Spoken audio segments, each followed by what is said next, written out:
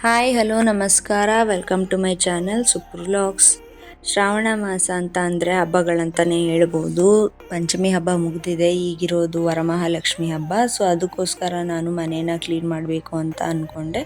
ಅದಕ್ಕೋಸ್ಕರ ಬೆಳಗ್ಗೆನೇ ಎದ್ದು ನಾವು ನಮ್ಮ ತೋಟಕ್ಕೆ ಹೋಗಿದ್ವಿ.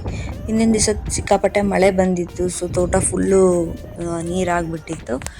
ಅಲ್ಲೆಲ್ಲ ತೋಟ ಎಲ್ಲ ನೋಡಿಕೊಂಡು, ಹೊಲ ಎಲ್ಲ ನೋಡಿಕೊಂಡು ಹಾಗೆ ಮನೆಗೆ ಬಂದು ಆದ್ಯನೂ ಕೂಡ ಬೆಳಗ್ಗೆನೇ ಸ್ಕೂಲಿಗೆ ಕಳಿಸಿ ನನ್ನ ಮಗನಿಗೂ ಸ್ನಾನ ಮಾಡಿ ಎಲ್ಲ ಮಲಗಿಸಿ ನಾನು ಕೆಲಸನ ಸ್ಟಾರ್ಟ್ ಮಾಡಿಕೊಂಡೆ. ಯಾಕಂದರೆ ಮಕ್ಕಳಿರೋ ಮನೇಲಿ ಕೆಲಸ ಮಾಡೋದು ತುಂಬಾ ಕಷ್ಟ. ಅವನಿದ್ರೆ ಅಂತೂ ನಾನು ಅವನ ಜೊತೆನೇ ಇರಬೇಕಾಗತ್ತೆ, ಏನು ಕೆಲಸ ಮಾಡೋಕ್ಕೂ ಆಗೋದಿಲ್ಲ. ಅದಕ್ಕೋಸ್ಕರ ಅವನಿಗೆ ಬೆಳಗ್ಗೆನೇ ಸ್ನಾನ ಮಾಡಿಸ್ಬಿಟ್ಟು ಮಲಗಿಸಿದೆ. ಅವ್ನು ಮಲಗಿರೋ ಟೈಮಲ್ಲಿ ನಾನು ಕೆಲಸಗಳನ್ನ ಮಾಡ್ಕೊಬೇಕಾಗತ್ತೆ. ಮನೆ ಕ್ಲೀನ್ ಮಾಡೋದು ಅಂತ ಅಂದರೆ ಅದು ಒಂಥರ ಹಬ್ಬದಲ್ಲಿ ಅದಕ್ಕಂತಲೇ ನಾವು ಒಂದು ಟೈಮ್ನ ಫಿಕ್ಸ್ ಮಾಡಿಡಬೇಕು. ಯಾಕಂತ ಅಂದರೆ ಡೀಪ್ ಕ್ಲೀನಿಂಗ್ ಅಂತ ಹೋದಾಗ ನಾವು ಎಷ್ಟು ಕ್ಲೀನ್ ಮಾಡಿದ್ರೂ ಅದು ಮುಗಿಯೋದೇ ಇಲ್ಲ.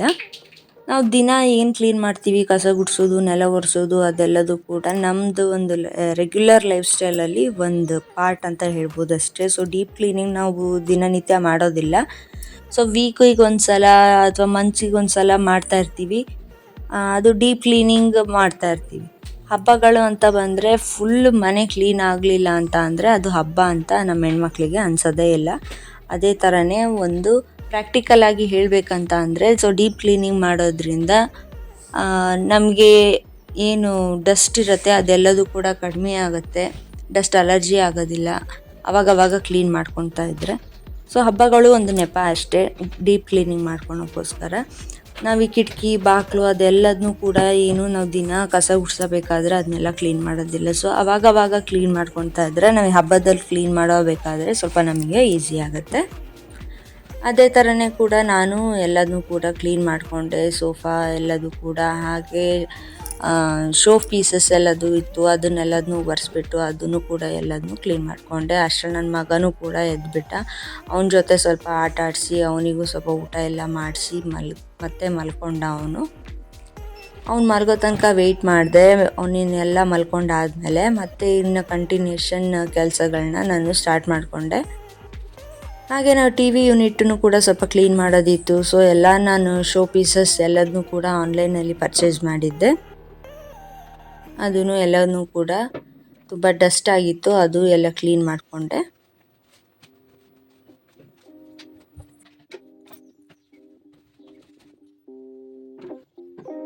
ಸೊ ನನ್ನ ಮಗಳಿದ್ದಿದ್ರೆ ಅದು ಇದು ಸ್ವಲ್ಪ ಹೆಲ್ಪ್ ಮಾಡೋಳು ಪಾಪ. ಅವಳು ಸ್ಕೂಲಿಗೆ ಹೋಗ್ಬಿಟ್ಟಿದ್ಲು. ಸೊ ಮನೆ ಅಂತೂ ಎಲ್ಲ ಕಿತ್ತಾಕೊಂಡ್ಬಿಟ್ಟಿದ್ದೆ. ಅದು ಹೇಗೆ ಕ್ಲೀನ್ ಮಾಡ್ತೀನಪ್ಪ ಅಂತ ಅಂದ್ಕೊಂಡಿದ್ದೆ. ನಿಂಗೆ ಗೊತ್ತಿತ್ತಾ ಅದೇ ನಾವು ಬಂದಿದ್ದು? ನಿಂಗೆ ಗೊತ್ತಿತ್ತಾ ನಾವು ಬಂದಿದ್ದು? ನಿನಗೆ ಗೊತ್ತಿತ್ತಾ? ನಾನಿಲ್ಲಿರೋದು ಗೊತ್ತಿತ್ತಾ ನಿನಗೆ? ಮತ್ತೆ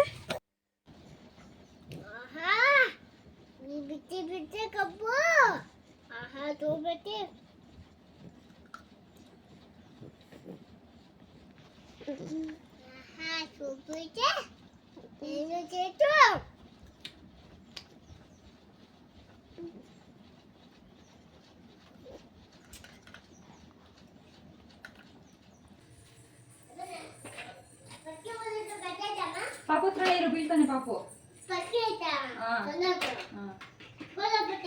ಏನ ಇಲ್ಲ ಇಲ್ಲಮ್ಮ, ಪರ್ಕೆ ಅಲ್ಲೇ ಇರ್ಬೇಕು ನಾವು ಹೊರಗೆ. ಗೊತ್ತಿಲ್ಲ.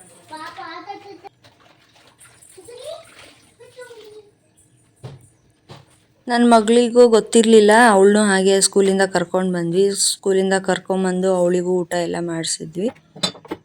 ಅವಳಿಗೆ ಗೊತ್ತಿರಲಿಲ್ಲ ನಾವು ಕರ್ಕೊಂಡು ಬರೋಕ್ಕೆ ಹೋಗ್ತೀನಿ ಅಂತ. ಯಾವಾಗಲೂ ಅವ್ರ ಅಪ್ಪನೇ ಕರ್ಕೊಬರೋದು. ನಾನು ಪಾಪು ಇಬ್ಬರೂ ಕೂಡ ಹೋಗಿದ್ವಿ. ನಮಗೆ ಸ್ವಲ್ಪ ಕೆಲಸ ಇತ್ತು, ಹಾಗೆ ಮುಗಿಸ್ಕೊಂಡು ಅವಳನ್ನೂ ಪಿಕಪ್ ಮಾಡ್ಕೊಂಡು ಬಂದ್ವಿ. ಅವಳು ಕೂಡ ಎಲ್ಲ ಬಂದು ಊಟ ಎಲ್ಲ ಮಾಡಿ ಅವಳು ಮತ್ತೆ ಸ್ಟಾರ್ಟ್ ಮಾಡಿಬಿಟ್ಲು. ನಾನು ಕೆಲಸ ಮಾಡ್ತೀನಿ, ನಾನು ಕಸ ಗುಡಿಸ್ತೀನಿ, ಆ ಥರ ಎಲ್ಲದನ್ನೂ ಕೂಡ ಸ್ಟಾರ್ಟ್ ಮಾಡಿಬಿಟ್ಲು ಅವಳು. ನಾನು ಡಸ್ಟ್ ಆಗುತ್ತೆ ಬೇಡ ಅಂತ ಹೇಳಿ ತುಂಬ ಅವಾಯ್ಡ್ ಮಾಡಿದೆ ಅವಳಿಗೆ. ಆದರೂ ಅವಳು ಬಿಡ್ತಿರ್ಲಿಲ್ಲ. ನಾನು ಕೆಲಸ ಮಾಡ್ತೀನಿ, ಮ್ಯಾಟು ಅದನ್ನೆಲ್ಲದನ್ನೂ ಕೂಡ ನಾನು ಮಾಡ್ತೀನಿ ಅಂತ ತುಂಬ ಹಠ ಮಾಡ್ತಾಯಿದ್ಲು.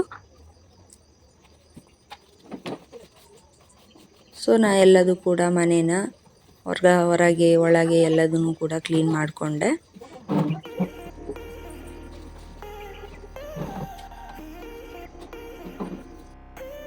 ಸೊ ಫೈನಲ್ ಆಗಿ ಎಲ್ಲ ಕ್ಲೀನ್ ಮಾಡಿಕೊಂಡು ಎಲ್ಲದನ್ನೂ ಕೂಡ ನೀಟಾಗಿ ಅರೇಂಜ್ ಮಾಡಿ ಇಟ್ಕೊಂಡೆ.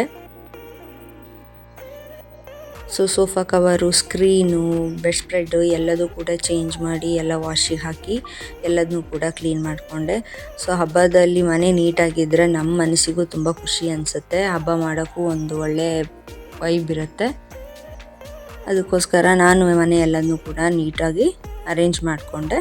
ಸೊ ನೆಕ್ಸ್ಟ್ ಡೇ ಪೂಜೆಗೆ ಏನೇನು ಬೇಕು ಎಲ್ಲದನ್ನೂ ಕೂಡ ಏನೇನು ಐಟಮ್ಸ್ಗಳು ಬೇಕು ಅದೆಲ್ಲದನ್ನೂ ಕೂಡ ಲಿಸ್ಟ್ ಮಾಡಿಕೊಂಡು ಅದನ್ನೆಲ್ಲನೂ ಕೂಡ ತಂದ್ಕೊಂಡ್ವಿ. ಸೊ ನೆಕ್ಸ್ಟ್ ಡೇ ನಾವು ವರಮಹಾಲಕ್ಷ್ಮಿ ಪೂಜೆನ ಹೇಗೆ ಮಾಡಿದ್ವಿ, ಹೇಗೆ ಸೆಲೆಬ್ರೇಟ್ ಮಾಡಿದ್ವಿ ಅಂತ ನಿಮ್ಮ ಜೊತೆ ನಾನು ನೆಕ್ಸ್ಟ್ ವಿಡಿಯೋದಲ್ಲಿ ಶೇರ್ ಮಾಡ್ತೀನಿ. ಅಲ್ಲಿವರೆಗೂ ನಮ್ಮ ಚಾನಲ್ನ ಸಪೋರ್ಟ್ ಮಾಡ್ತಾಯಿರಿ. ಯಾರಿನ್ನೂ ಸಬ್ಸ್ಕ್ರೈಬ್ ಆಗಿಲ್ಲ ಈ ಕೂಡಲೇ ಸಬ್ಸ್ಕ್ರೈಬ್ ಆಗಿ.